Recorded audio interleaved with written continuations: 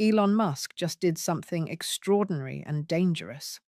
He publicly connected Donald Trump to Jeffrey Epstein in a way that implicates the sitting president in a relationship the DOJ never fully investigated. This isn't a tweet. This is a billionaire with government contracts dropping evidence that should have triggered federal action years ago. Here's what prosecutors see when they look at this: witness statements, timeline corroboration, and a pattern of concealment. And the silence from the Justice Department that tells you everything. Let's be clear about what happened. Musk released details, photos, flight logs, timeline overlap connecting Trump to Epstein during periods that were never part of any federal investigation into Epstein's trafficking network. We're talking about evidence that existed before the 2019 indictment, before Epstein's death, before the Southern District of New York closed its inquiry into co-conspirators. From a prosecutor's perspective, this raises one critical question. Why wasn't this pursued? The Epstein case was handled by career prosecutors at SDNY, some of the best in the country. They had subpoena power. They had cooperating witnesses. They had financial records. And yet certain names never appeared in charging documents. Now think about this timeline. Epstein dies in August 2019. The investigation into his associates continues for months.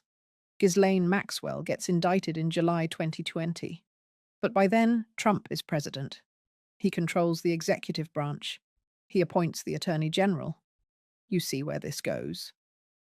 Here's what Musk is doing, whether he intends it or not. He's creating a public record that prosecutors can't ignore forever.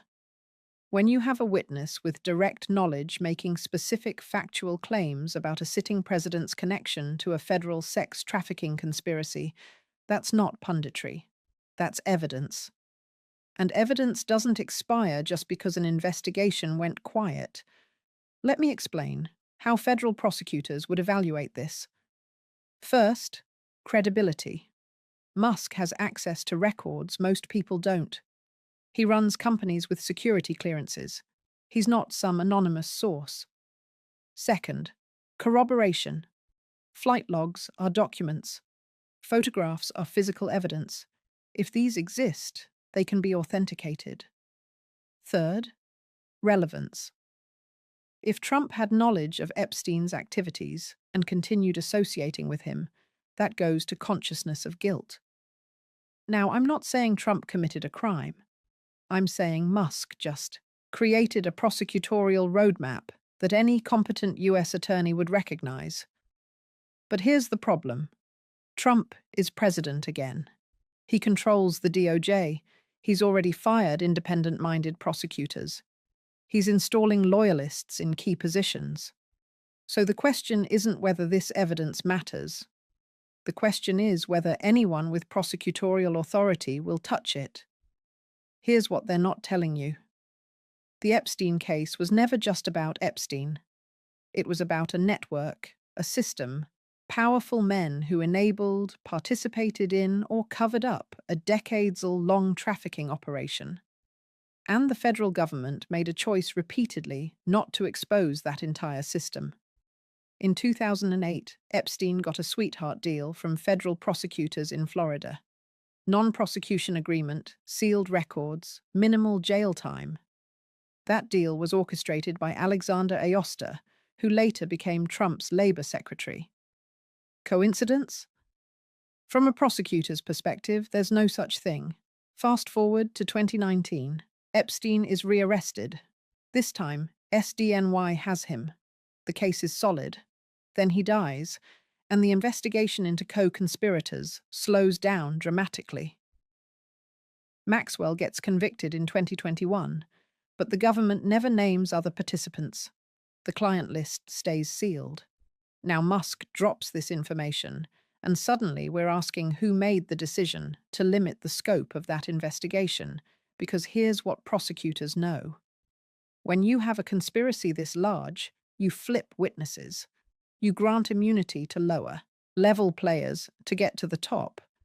But if the people at the top control the Justice Department, The whole mechanism breaks down. That's not a conspiracy theory. That's institutional reality. Let me walk you through what federal prosecutors would do with this information if they were operating independently. Step 1. Verify the flight logs. The FAA keeps records. Private aviation companies keep manifests. If Musk has documents showing Trump on Epstein's plane, those can be cross-referenced with official databases. Step 2. Interview witnesses, pilots, staff, anyone who was present during the time periods in question. Under 18 U.S.C. per 1591, the federal sex trafficking statute, you don't have to personally commit the abuse. If you knowingly benefited from or participated in a venture that involved trafficking, that's exposure. Step 3. Examine financial records. Did Trump and Epstein have business dealings?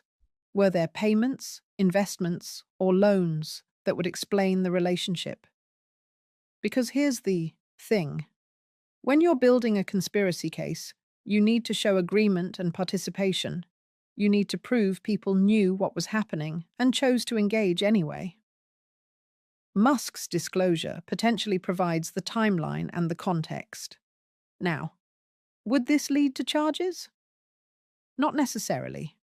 Statute of limitations is a real issue. Most of Epstein's conduct occurred years ago. The clock may have run out on many potential charges, but, and this is critical, there's no statute of limitations on covering up a crime. If anyone lied to federal investigators, obstructed justice, or conspired to conceal evidence, those are separate offences, and those offences can be charged today.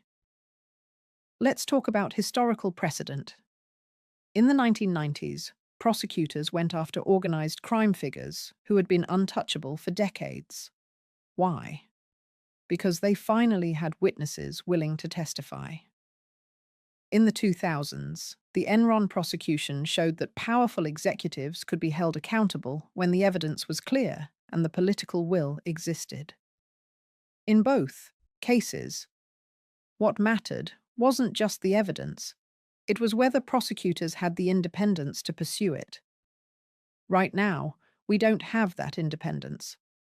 This is bigger than one case. What Musk just did, intentionally or not, is expose the fundamental weakness of our system when the person under scrutiny controls the mechanism of accountability. Think about what this means for the rule of law. If a sitting president can be credibly connected to a federal sex trafficking conspiracy and the Justice Department takes no action, what does that say about equal justice? If evidence exists, but prosecutors are too afraid or too compromised to pursue it, what does that say about institutional integrity? From a prosecutor's perspective, this is the nightmare scenario. You have potential evidence of serious federal crimes. You have a witness making public statements. You have a legal framework that should trigger an investigation, but the person implicated controls the investigators. That's not a democracy. That's an autocracy with legal window dressing. Now, here's what happens next. Musk's statements will either be ignored, which tells you the system is broken, or they'll be aggressively contested, which tells you they're true. Watch how the White House responds. If they dismiss this as baseless, ask yourself, why not release the records? Why not cooperate with an independent review? If they attack Musk personally, that's a tell. Prosecutors know that when you can't refute the evidence, you attack the witness. And if they do nothing, that's the most damning response of all, because silence in the face of specific factual allegations is in a courtroom often treated as an admission. The long-term consequence here is this. We're establishing a precedent that presidents are above investigation, not above the law in theory. We'll still talk about accountability and norms, but above the law in practice. And once that precedent is set, it's almost impossible to reverse. Here's the bottom line. Elon Musk just handed prosecutors a case if they have the courage to pursue it. The evidence is public. The legal framework exists. The only question is whether the system still functions when power is implicated. I've spent my career inside the Justice Department. I know what happens when prosecutors have independence and what happens when they don't. Right now, we're seeing what happens when they don't. Pay attention to this. Watch who investigates and who looks away. Because the rule of law isn't some abstract principle. It's the difference between a republic and a kingdom. Stay informed, more accountability and truth.